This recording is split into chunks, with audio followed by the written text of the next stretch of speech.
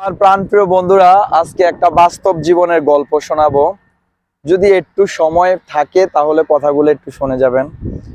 আপনি হয়তো আপনার আশেপাশের বন্ধুদেরকে, কাছের বন্ধুদেরকে খুবই আপন ভাবেন, তাই না? আসলে কথাগুলা কার মনে লাগে বা লাগে না জানি না। তো আপনি হয়তো আপনার আশেপাশের বন্ধুরা, কাছের বন্ধুরা কিংবা আপনার আত্মীয় স্বজন সবাইকে আপনার আপন ভাবেন, তাই না? তো আপনি একটা কাজ করতে পারবেন যে আপনি একদিন বিপদে পড়ে দেখেন যে আপনি যাকে আপন ভাবতেছেন সে আসলে আপনার আপন নয়। কি করে বুঝবেন?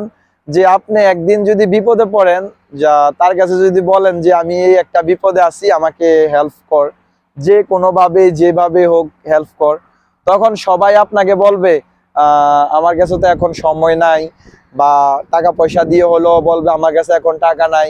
আসলে বিপদে পড়লে মানুষ চেনা যায়। বিপদে না পড়লে কাউকে চিনতে পারবেন না, কিন্তু আপনি বিপদে পড়বেন তখনই আপনি মানুষ চিনতে পারবেন। আর আরেকটা কথা, যে সবাই আত্মীয় স্বজন নিয়ে চিন্তা ভাবনা করে। যারা প্রবাসে আছে তাদের উদ্দেশ্যে কিন্তু আমি বলতেছি যে আমার প্রবাসী ভাইরা, বা আমিও নিজেও একটা দেশের বাইরে আছি, সৌদি আরবে আছি। তো আমি যদি আমার আত্মীয় স্বজনকে একটা দিন কল না দেই, দ্বিতীয় দিন আমার আত্মীয় স্বজন আমাকে কল দিয়ে খোঁজ নিবে না।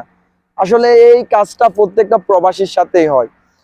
তো যদি তৃতীয় দিন আমি আমার আত্মীয় স্বজনকে কল দেই, কল দিয়ে যদি বলি আমাকে কল দিছেন না কেন, বা আপনারা কি ভুলে গেছেননি, তখন আমাকে উত্তরটা কি দেয় জানেন? বা প্রত্যেকটা প্রবাসীর সাথে উত্তরটা হলো এটা, যে আমরা তো জানি তোমরা কাজ করো, তো তোমরা কাজ শেষ করেই তো কল দিবা, সেই আশায় থাকি। আসলে এটা কিন্তু একদমই ফাও কথা। তো আসলে একটা প্রবাসী মানুষকে কেউই বুঝতে চায় না। একটা প্রবাসী মানুষ সবার কাছে হলো একটা টাকার মিশিং। যখন তার টাকা দেওয়া বন্ধ হয়ে যায় তখন তাকে কেউই দেখতে পায় না। আর যখন সে টাকা দেওয়া দিতে পারে তখন কিন্তু সেই সবার কাছে একটা ভালো ছেলে বা একটা ভালো মানুষ। আসলে প্রত্যেকটা প্রবাসী এমনই।